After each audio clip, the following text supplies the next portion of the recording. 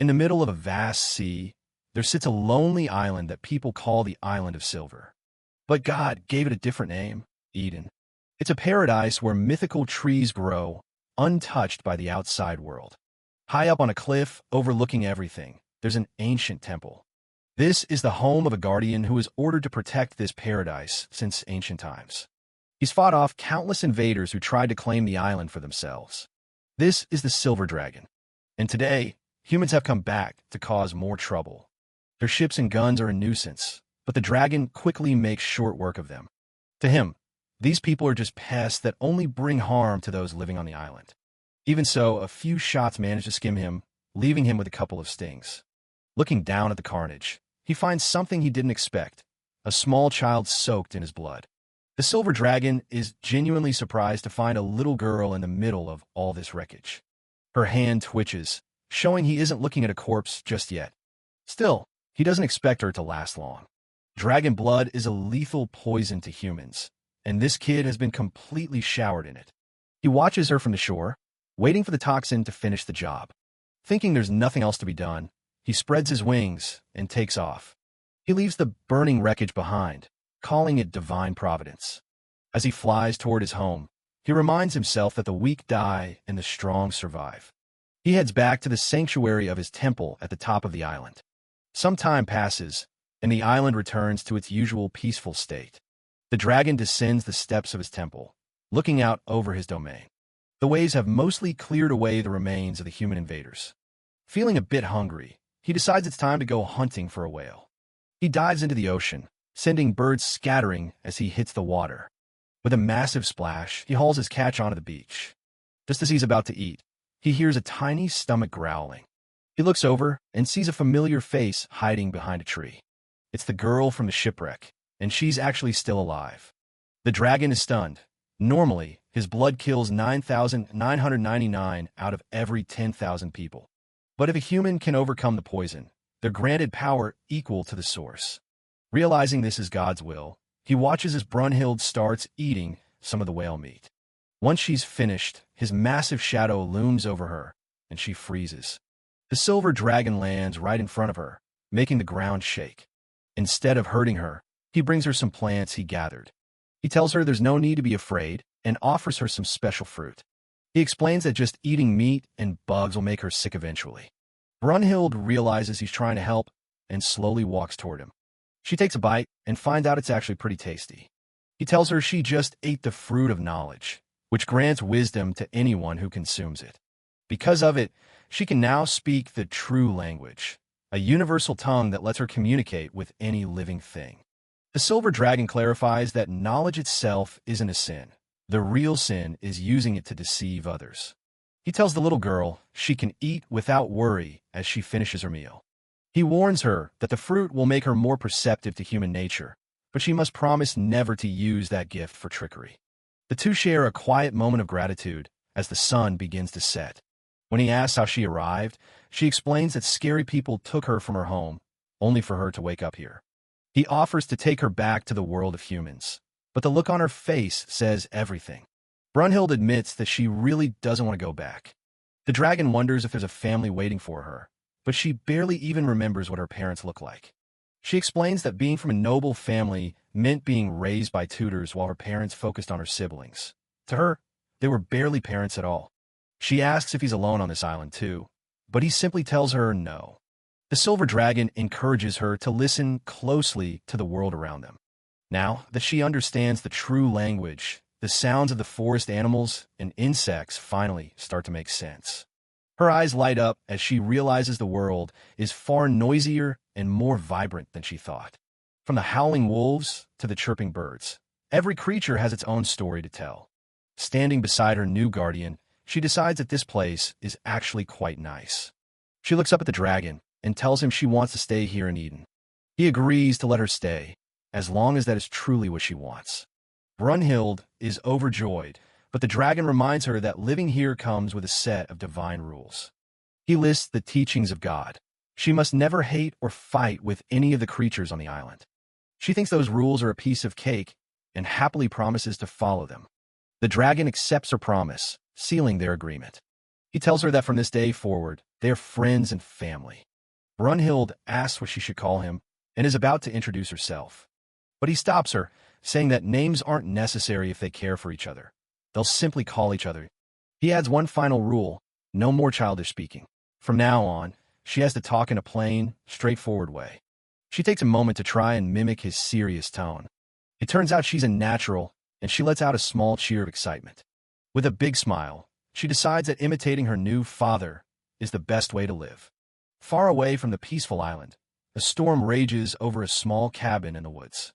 Lightning flashes, revealing a workshop hidden deep within the trees. Inside, someone is working late into the night, focused intently on their task. It's a lone painter, lost in his craft as the rain pours down outside. He carefully adds the finishing touches to a scene filled with all sorts of exotic animals. The artist steps back to admire his work, a perfect portrait of the girl who is lost at sea, surrounded by the beasts of Eden. A faint smile plays across his face as he looks at the memory he's captured on canvas. In a studio far from the island, a painter puts the finishing touches on a portrait of a young girl. The painting shows her standing in a lush paradise, surrounded by animals that shouldn't even be on the same continent. She spent her childhood playing with rabbits and singing with the birds, completely isolated from the human world. This is Eden, and its guardian is a massive silver dragon who watches over the girl like a father. Everything on this island is a wonder to her, from the fluttering butterflies to the giants that roam the fields. She walks right up to the great beast, having no concept of fear. The silver dragon treats her with a gentleness that contradicts his terrifying size. They live together in a temple perched high on a cliff, overlooking the entire island. At night, she sleeps safely within the curve of his body. He keeps a close eye on her while she rests, his golden gaze never wavering. Years pass in this quiet paradise, and the girl begins to change. The dragon's blood that saved her life as a toddler is doing something to her body. 9 years later, the toddler is gone, replaced by a young woman named Brunhild. Her hair has turned a shimmering silver, just like the dragon's scales. She dances through the fields, her movements light and effortless as she sings to the creatures around her. She's grown into her role as the daughter of a god, her red eyes reflecting the dragon's own. She leaps from the dragon's back, landing with a grace that no normal human could ever hope to achieve. Brunhild suggests heading to the coast to watch the sun go down. They sit together on the beach, watching the light dance across the waves. Brunhild thinks the sunset is beautiful.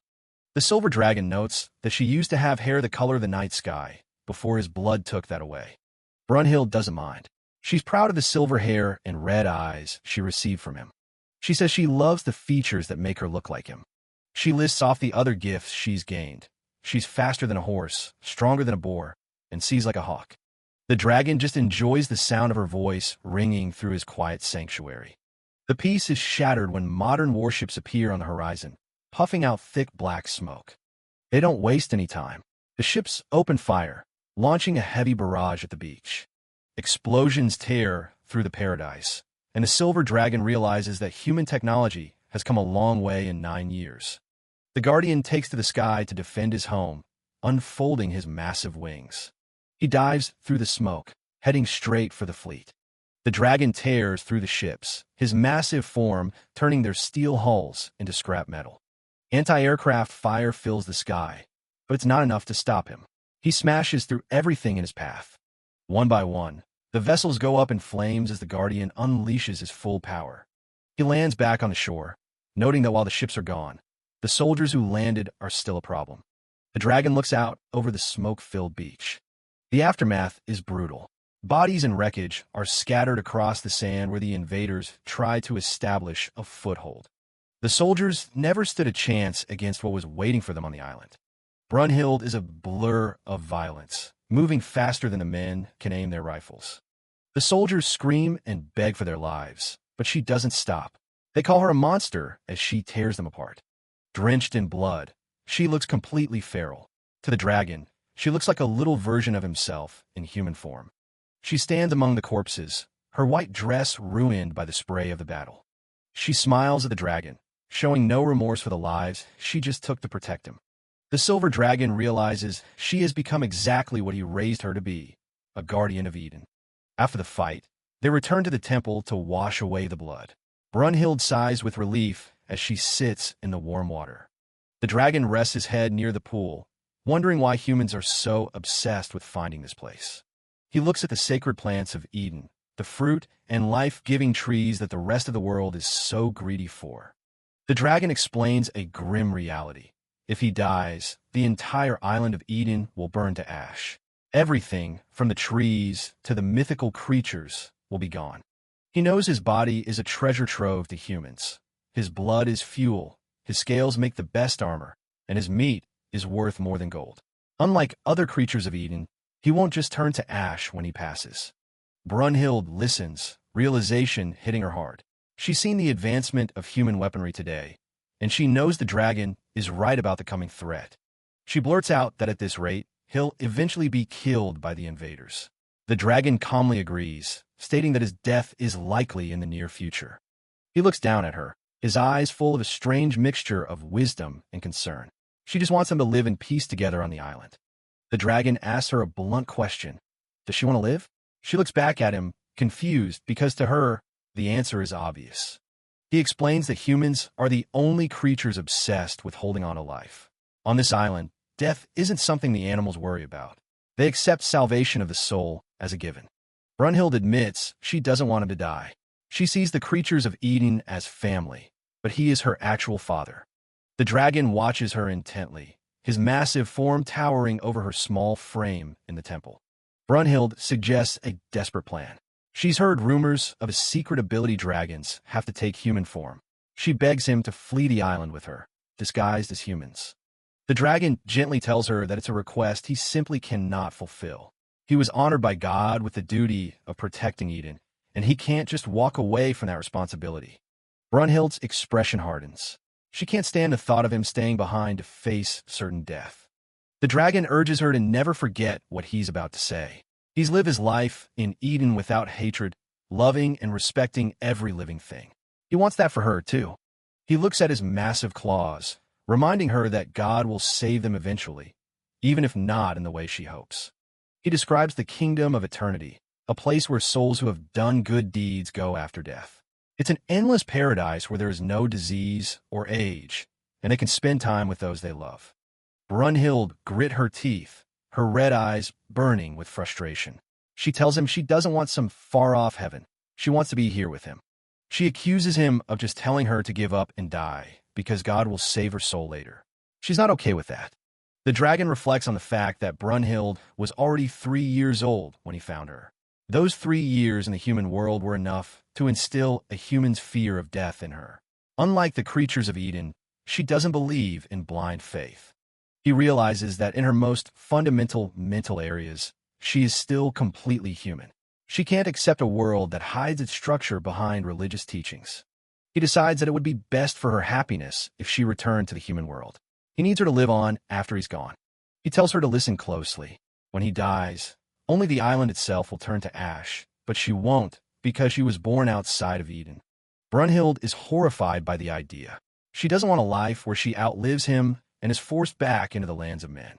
The dragon admits that he fears for her death more than anything. He loves her just like a human father loves his daughter. He looks at her with such sadness that it breaks her heart. He truly wants her to survive and find a future away from the burning wreckage of Eden. Brunhild screams in no, refusing to accept his self-sacrifice. She stands her ground in the middle of the temple. She shouts that there is no place for her beyond this island. Everything she wants and loves is right here with him. Tears stream down her face as she tells him he was the first and only person who was ever kind to her. Those early years among humans were nothing but misery. She cries out that it has to be him and no one else. She can't imagine a world without her dragon father by her side. She's desperate, her voice cracking as she repeats that she just wants to be with him. The dragon's eyes soften even further. He realizes that she's special to him, more so than any other creature he's ever guarded. He feels the exact same way. He looks at the temple on the peak one last time, finally coming to a decision. If she won't leave him, then he won't leave her. The dragon plucks a single shimmering scale from his body and holds it out to her. He tells her to swallow it.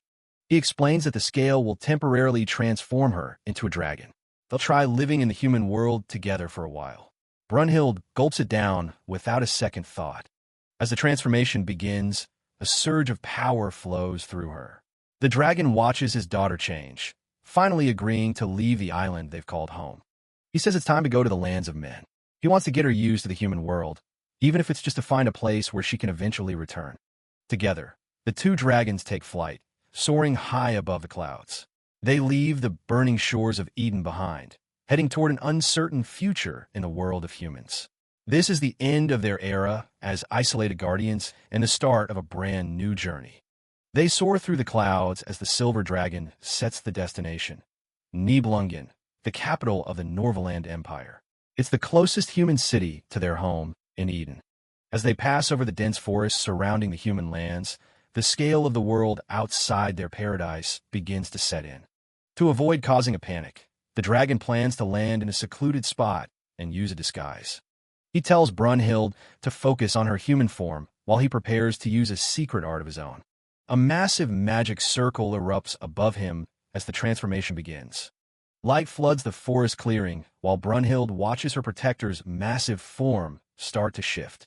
The dragon is gone, replaced by a tall, fit man standing in the center of the woods. Shards of light drift away like broken glass as he settles into his new skin.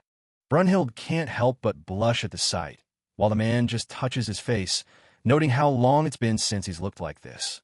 She quickly looks away, feeling a bit flustered, which only seems to confuse him. Luckily, he had the foresight to stash some traveling clothes nearby earlier in the day. Once they're both dressed, he tells her there's no need to be embarrassed since they're family, then announces they're ready to head out. They set off down a dirt path, heading toward the flickering lights of a town in the distance. He explains they'll stick to the night to stay under the radar, especially since some humans have a knack for spotting dragons in disguise. He warns her that he's only at 10% power in this form, but he grabs her hand and promises to protect her with his life. Brunhild looks up at him, her heart heavy with the weight of his words. He reassures her that there's nothing to be afraid of and that they're bound to meet some kind people along the way. As they walk, Brunhild realizes she isn't scared at all. She's actually excited to finally see the human world with him. She thinks to herself that as long as they're together, maybe even the human world could be a place where she belongs. They finally reach the massive stone gates of Nibelungen, and he asks her to keep an open mind as they enter. The city is a bustling marvel of clock towers and horseless carriages, and Brunhild is momentarily lost in the wonder of it all. Her awe fades when she sees a statue of a hero slaying a dragon, though he tells her it's just a scene from a popular play. He points out an opera house where the heroic tale of the Dragonslayer is a top-billed show. Even the kids in the street are in on it, playing games where the evil dragon is the one they have to hunt down. At a bookstore, she finds a best-selling romance novel about a prince killing a dragon to save a princess. By the third day of their visit, the city's charm has completely vanished for Brunhild. They pass a market stall where a butcher is shouting about freshly grilled dragon meat for sale. A vendor tries to sell her dragon fat for cooking, making Brunhild grit her teeth in silent fury. They stumble upon a group of protesters holding signs, demanding rights and salvation for dragons. A passerby explains it's just a charity group dedicated to the salvation of her kind. Brunhild is horrified to learn that these people think dismembering dragons is cruel, so they want them to be killed humanely instead. They walk away from the market, the weight of the city's casual cruelty pressing down on them. They stop at a local restaurant to get some food, but the atmosphere remains tense. Brunhild takes a bite and finds the human food completely tasteless, like chewing on sand. He tells her the ingredients here can't compare to Eden, but she needs to eat to keep her strength up. She stares down at her plate, her anger bubbling just beneath the surface. Her fists clench tight against the table as she tries to process everything she's seen. She finally asks if he feels nothing at all, but he just calmly asks her what she means. She snaps, yelling that their kind is being hunted for food and fuel while the world cheers, asking how he could be so indifferent. He tells her she can't let hatred take root in her heart, no matter what they witness. He reminds her that their teachings forbid holding on to hate for anyone. He explains that as long as their hearts stay pure, they'll find peace in the kingdom of eternity, but she just asks if he feels any pain in his chest at all. Brunhild is still fuming, asking the silver dragon if his blood isn't boiling, if he doesn't have the urge to just start stabbing everyone.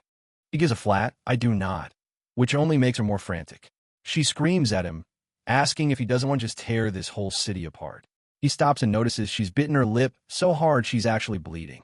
He tells her to stop it and repeats that death for them is a joy, not something to mourn. That sets her off. She shouts that if he dies, there won't be a soul in the world to mourn him. She looks away, the frustration clearly eating at her as she wonders why he's like this. She asks why he can't understand something so basic, while he just looks down, sweat beading on his forehead as he takes the verbal beating. As night settles over Nibelungen, the tension between them only seems to grow. By the fourth day, they reach the Museum of History, a place Brunhild specifically wanted to visit. As she walks through the halls, she realizes that to protect her father, she needs to know exactly what they're up against. She stops in front of a heavy machine gun, recognizing it as a newer model of the weapons that attacked them before. Then she sees a model of a massive warship and is floored by the sheer size of its cannons. Her father points out a recording of a recent dragon slaying that's being played for the public. Looking at the fighter jets and battleships, Brunhild realizes with a sinking feeling that human technology has advanced far beyond anything she imagined. A nearby plaque explains that the initial fleet that attacked Eden was actually just a group of prisoners using outdated, surplus equipment. It was nothing more than a reconnaissance mission to test their target strength before the Real army moved in.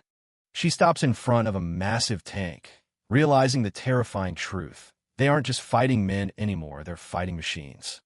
An illustration shows a dragon being absolutely shredded by coordinated tank fire and artillery. The displays paint a grim picture of dragons caught in the gears of modern industrial warfare. Brunhild stares at the Schwerpanzer, her heart sinking as she learns about these iron monsters. Then she finds it, the Bombong cannon, a massive weapon capable of firing a beam of pure energy. She breaks into a cold sweat, the sheer scale of the threat finally hitting her. An image depicts a dragon being completely overwhelmed by the cannon's power, and Brunhild looks like she's about to be sick. She stands there trembling, wondering how a dragon is supposed to fight against something like that. Suddenly, she just starts laughing. It's a hollow, desperate sound that echoes through the rainy street. She realizes a dragon's antiquated powers are basically useless against the industrial might of the human empire. She stops and turns to him with tears in her eyes, finally admitting the truth. She just doesn't want him to die. She begs him to give up the fight and just live with her in human form somewhere far away where they can be safe. But he doesn't even hesitate, telling her he can't do that and asking her to understand his duty. That's when it finally spills out. She breaks down and shouts that she loves him. She repeats it, her voice thick with emotion as she tries to make him understand the depth of her feelings. He tries to soften the blow by saying he loves her too, as a father, but she snaps back that that's not what she means at all. She clings to him in the rain, arguing that in Eden, even different species can be united, so why can't they? He looks up at the sky, letting the rain wash over his face while she desperately waits for an answer. He finally tells her the hard truth. Romantic love between a parent and child is one of the few taboos that exists even in Eden. They stand there in silence, the weight of his rejection and the impending war hanging heavy between them. She asks if he really intends to die no matter what, and when he says yes, she tells him that she'll die right alongside him. She looks him in the eye and vows that since the dragons have no other allies in this world, she'll be the only one by his side until the very end. He notices the fire of hatred and forbidden love has finally left her eyes, replaced by a cold, quiet resolve. He thinks to himself that if she's found peace, then maybe God will truly save her as a bright light breaks through the clouds. As they fly back home in their true forms, Brunhild asks if she'll be allowed to love him once they reach the kingdom of eternity. He tells her yes, surely. For years pass in a blink, with the world outside, Eden moving faster than ever. Back in their paradise, things seem as peaceful as they've always been. Animals roam free through the lush forests, and fruit grows in abundance just like it always has. On a high, rocky cliff, a grand and beautiful temple stands tall against the sky. For years have passed, and while the scenery remains the same, Brunhild has grown and changed. Every evening, a voice so sweet it could melt the hearts of any animal echoes from the temple, drawing in even the fiercest predators to listen in peace. Brunhild has turned 16, her beauty flourishing in the tranquility of their hidden home. Night after night, she pours her heart out into songs of love for her father, whispering her feelings into the air. To her, those tense 4 days in the world of men feel like nothing more than a bad dream, a distant memory that can't touch their eternal paradise. But the peace is shattered when a strange, thick mist begins to roll across the grounds. Brunhild catches a faint metallic stench in the air, a smell that definitely doesn't belong in Eden. Suddenly, a massive shockwave tears through the air, sending stones and debris flying as the silence is violently broken. The silver dragon knows immediately what this means. The day he's been waiting for has finally arrived. Brunhild looks up in horror as a swarm of fighter jets screams across the sky, realizing too late that they weren't just coming with tanks. It's a full-scale air raid, and as the first bombs begin to fall, the dragon roars at her to stay hidden and out of sight. The temple and the surrounding forest are instantly engulfed in fire and smoke as bomb after bomb rains down. Her father takes to the skies, a massive silhouette against the clouds as he tears through the air and lets out a blast of dragon fire. Watching from below, Brunhild is certain that even with all their machines, the humans could never hope to defeat someone as strong as him. He takes out a plane with ease, a small victory in the middle of the chaos. The fighter jets begin to peel away and flee, and for a moment, it looks like they've won. Brunhild feels a surge of pride, convinced that human technology is still no match for the raw power of a dragon. But then, her limbs start to go numb, and she finds herself gasping for air as her vision begins to swim. The dragon starts to falter in the air, his movements becoming sluggish and uncoordinated as he realizes the trap. The first attack was poison gas, a chemical compound specifically engineered to take down dragons. Paralyzed and unable to fly, the massive silver dragon begins a dizzying fall from the sky. He hits the ground with a thunderous crash, the impact shaking the entire island. He lies there, helpless and vulnerable, as the gas continues to take its toll on his massive body. As the smoke clears, a massive warship appears on the horizon. The bombers were nothing more than a distraction. The ship's main weapon, the terrifying bomb cannon, is already powered up and aimed directly at the fallen dragon. Brunhild recognizes it instantly from the museum, her blood running cold as she realizes what's about to happen.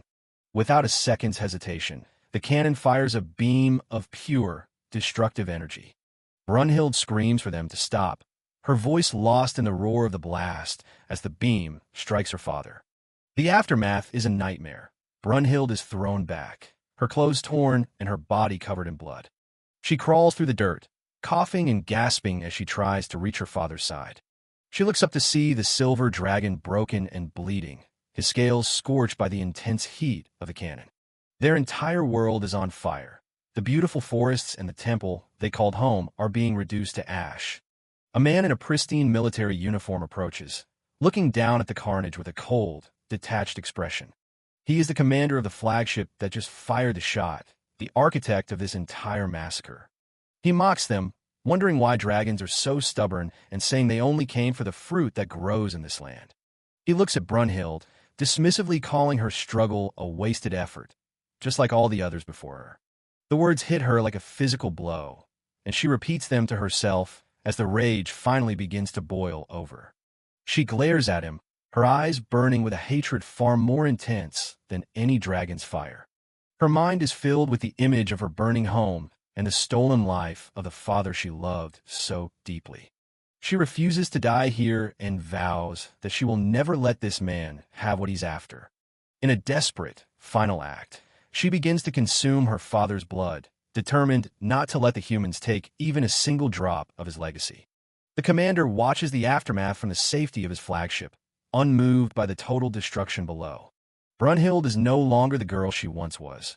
Her gaze is sharp and lethal, fixed on the man she now lives to kill. She drags her broken body toward the silver dragon, her desperation for his power overriding everything else as she continues to drink. Every drop of blood she takes in is a promise of the vengeance she will soon deliver, claiming all of her father's power for herself. She feels herself becoming one with the dragon she loved, a fusion of grief and power that feels both terrifying and perfect. Ignoring what her father might have wanted for her, she gives in to her dark resolve, focus solely on the murder of the commander. The Norvaland fleet moves into position, cannons primed and ready for the assault. Leading the charge is the flagship Fredegund, cutting through the waves toward the target. Siegebert Siegfried watches from the deck as another island is reduced to a pillars of smoke. To him, the whole process of conquest is starting to feel a little tedious. It's hard to take these islands without completely burning them down, which kind of defeats the purpose. The landing craft hit the beach, but usually there's nothing left to find but piles of ash. This is Commodore Siegebert Siegfried, the cold-hearted face of the Empire's naval power. These islands, known as Edens, are being systematically cleared out by nations all across the world. It's a global race to claim the dragon's sanctuaries before the resources are completely scorched. They're hunting for the fruit of knowledge, a high-energy source found only in these sacred spots. Norvaland has stayed ahead of the curve thanks to the legendary Siegfried bloodline. They've got the Bombong cannon, a weapon so powerful only Siegebert can really handle it. By controlling these resources, the Empire turned themselves into a dominant global superpower. But as other nations modernize their weapons, the competition for the remaining Edens is getting tighter. This latest operation was supposed to be a standard harvest of whatever the island had left. Siegebert stands at the railing, staring out at the charred landscape they've created. Johann Sachs comes running up, looking like he's just seen a ghost. He tells Siegebert they found something incredible and drags him toward the shore. Lying in the wreckage is a girl in a black dress, soaked in blood, but somehow still breathing. The two men stand over her, trying to figure out how she's still in one piece after the blast. Sachs mentions she's the same girl who tried to defend the dragon earlier. Siegebert knows it's incredibly rare for humans to live on an Eden for long. Most people just spontaneously combust from the inside when exposed to that much dragon energy. Then something catches his eye on her left wrist. It's the Siegfried family crest, tattooed right on her skin. She didn't just survive, she became one with the dragon she loved. In the human world, consuming dragon blood is considered the ultimate taboo. Brunhild finally opens her eyes in a sterile room that smells like medicine. She's trapped in a hospital bed, pinned down by a heavy, restrictive blanket. Her head is swimming, and her body refuses to move. A nurse peeks through the door, clearly terrified of the girl they brought back. Doctors watch from behind a curtain, amazed by her body's insane healing speed. Listening to them talk, Brunhild realizes she's been brought into the human world. She stays still, waiting to see what they're going to do with her. The door clicks open, and she hears the steady sound of heavy military boots. Siegebert pulls back the curtain and tells her it's been a long time. Brunhild doesn't wait for an explanation. She lunges straight for his throat. Her eyes are wild with pure hate as she throws a heavy punch. But as she strikes, scales start rippling across her arm like draconic armor. Siegebert catches her wrist with one hand, stopping her attack cold. With a single, brutal movement, he slams her down onto the floor.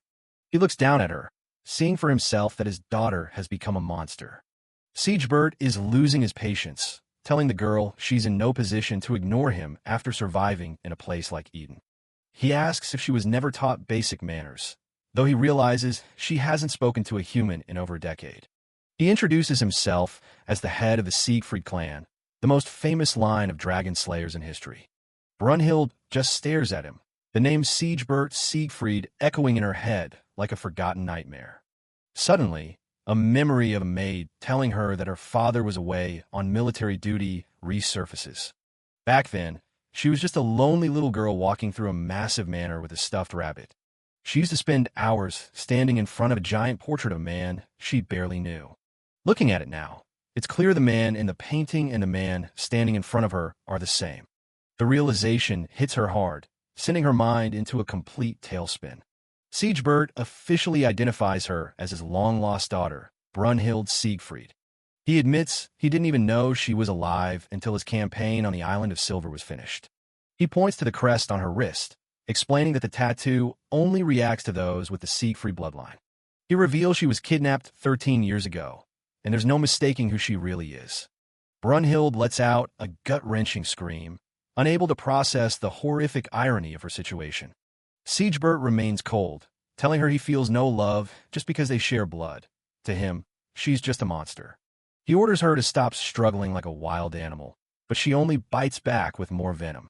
She demands he let go, but her human strength is nothing compared to his. Brunhild finds herself completely immobilized, her muscles locking up under his heavy grip. Siegebert is unfazed by her resistance, telling her he's going to explain exactly why she's losing. He tells her it's not because they're related, but because of a fundamental law of their world. He calls her a dragon, while he is a Dragonslayer, as her arm fully transforms into a scaly claw. She looks down at her hand, horrified and fascinated by the draconic power surging through her. Siegebert calls her a vulgar creature for feeding on dragon blood, but she just repeats her vow to kill him. He grabs her transformed arm, letting her know they're finally on the same page about their mutual hatred. Brunhild tells him to remember her face because she's coming for his life next. She vows to have revenge for her dragon father, the only parent she ever truly knew. She stares at him with a murderous intent that could chill bone, promising this is far from over. The military staff rushes in with sedatives as she continues to scream her death threats. A needle is plunged into her shoulder, forcing the dragon blood in her veins to settle down.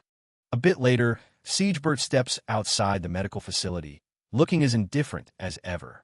He mentions that she's the first creature they've managed to secure from an Eden without it burning up. He's met by a young soldier in uniform who looks like a younger version of himself. This is Sigurd Siegfried, and he asks if his father really went to see the long-lost Brunhild. Sigurd asks if the commander is already planning to head back to the front without stopping by their home. He's worried about rumors that his sister is going to be drafted into the military with a high rank. Siegebert confirms the news, showing no concern for how it might affect his son's position. Sigurd is fuming, remembering how he had to work his way up from a private without any help. He clenches his fist in frustration as his father tells him that being a Dragonslayer isn't about status. Siegebert drops a bombshell, telling Sigurd that he has no intention of passing down the family's legendary weapon. Sigurd stands there trembling, his entire world being upended in a single conversation. Siegebert looks at him with cold eyes, judging his son's worthiness and finding him lacking. Sigurd explodes in anger, demanding to know why a girl who's been gone for so long is being treated better.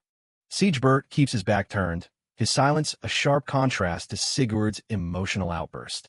Sigurd refuses to back down, declaring that he'll prove his superiority to his sister no matter what it takes. His resolve is set as he watches the grand military headquarters, knowing his life is about to change. Meanwhile, Siegebert travels in a vintage military vehicle, his mind already drifting to the next campaign. Colonel Johann Sachs, an old friend of the commander, is tasked with handling the volatile situation with Brunhild. Johann looks at the files, amazed by the girl who was raised by a dragon and somehow survived the Eden. He reflects on Siegebert's true strength, which isn't just his blade, but his uncanny ability to see through any deception. Johann wonders if even a man as logical as Siegebert could be wrong about his own daughter. The colonel enters the medical ward, greeted by the nurses who are clearly on edge around their unusual patient. Johann mutters about how terrifying girls can be, steeling himself for the encounter. He begins his official record of contact with the dragon's daughter on her first day of detention. Brunhild sits silently on her bed, the sunlight filtering through the curtains and illuminating the bandages on her arm. Johann's first impression is one of intense danger, feeling as though he's looking at a person made of black flames. He attempts a friendly greeting, calling her by her full name to establish some rapport. Brunhild's response is cold and sharp, warning the human not to address her so casually. She immediately demands to know the whereabouts of Siegebert, her eyes burning with a singular purpose. Johann carefully lies, telling her that the commander is out at sea on a confidential mission. Brunhild doesn't believe him for a second, her gaze piercing through his calm exterior. The colonel offers to negotiate any requests she has with the higher-ups, trying to find some common ground. Brunhild remains indifferent, her mind focused entirely on the one goal she has left, revenge. Johann tries to show empathy for her loss, but he warns her that being openly hostile won't help her situation. He leaves her alone for the day, realizing that his time with her will be far from easy. Throughout the first week, he notes that there are no significant changes in her demeanor as she continues to watch him. Brunhild's dark red eyes are unsettling, giving Johann the feeling that she's the one studying him. Then, a shift occurs as Brunhild begins to reconsider her approach to this new world. She remembers her brief time among men years ago, realizing how different life is outside the dragon's territory. She accepts the harsh reality that there is no place for a dragon in a world built by and for humans. She decides to play the part they expect of her, clenching her bandaged arm in a silent promise to herself. She asks Johann if she can rely on him, a calculated move to gain more freedom. Johann is pleased with the progress, believing he's finally beginning to break through her defenses. Brunhild shows a sudden interest in learning about the human world, particularly the structure of the military. To Johann's surprise, she can already read, so he provides her with a wide range of books to study. She devours the information with a single-mindedness that rivals the most dedicated military trainees. Johann brings her everything from history to technical manuals on warfare, impressed by her earnestness. As her knowledge grows, she seems to become gentler in her demeanor, much to the colonel's relief. She catches him dozing off, politely asking if he's actually listening to her questions. One day, she discovers a stack of newspapers with headlines detailing her return from Eden. Johann is annoyed that the information leaked, but Brunhild is more concerned with how the world views her. The colonel dismisses the gossip, telling her not to worry about what the public believes. He advises her to be patient, knowing that the public's curiosity will eventually fade into something else. He warns her that while she's a subject of curiosity now, the mood of the masses can turn hostile in an instant. Brunhild touches her face, already anticipating the criticism and attacks that will inevitably come her way. Johann Sachs contemplates his plan, believing that exposing Brunhild to the newspapers will help her understand the world she has returned to. However, a nagging worry remains at the back of his mind as he continues to observe her from a distance. He understands that mere facts aren't enough to heal a heart raised in the wild, so he discreetly adds a specific storybook to her pile of academic texts. The book tells the tale of a girl raised by wolves, a story Johann hopes will resonate with Brunhild's own experiences. The story illustrates a wild child finding a place in human society through kindness and eventually living a happy life among people. Walking through the quiet halls of the medical facility, Johann wishes for Brunhild to find a similar sense of peace and belonging. He watches as Brunhild sits on her bed, fully engrossed in the book he provided. As she reads, large tears begin to fall, staining the pages of the story that touches her soul. Brunhild cries silently, the fairy tale bridging the gap between her life with the dragon and her new reality. Johann feels a surge of sympathy, seeing not a monster or a tool of war, but a young woman with a vulnerable heart. By the third week of her detention, they begin to share stories of their pasts, though Brunhild finds the many rules of human society utterly confusing. She mentions a taboo from her life in Eden, that a daughter must not love her father, leaving Johann absolutely stunned. Brunhild notices his reaction and asks if he has a daughter of his own, having sensed it from the way he speaks. Johann looks away, a flicker of sadness crossing his face as he admits that he once had a daughter. He chooses not to elaborate on his private life, and Brunhild respects his silence, the air between them thick with unspoken grief. A month into her probation, the decision regarding Brunhild's future is finally reached as a military vehicle arrives at the headquarters. Johann stands by the window, reflecting on the political maneuvering required to save her from those who wanted her dead. He examines the official commission papers, surprised that Siegebert's influence has secured her an officer's rank right from the start. The time for her release arrives, and Brunhild stands ready in her new military attire. Johann explains that her rank of second lieutenant is largely symbolic, a political move that many career soldiers would envy. He gives her a stern warning to maintain the conduct expected of an officer, and Brunhild responds with a sharp, disciplined acknowledgement. Brunhild Siegfried stands tall in her full uniform, saluting as she is officially appointed a second lieutenant in the Norvaland Army.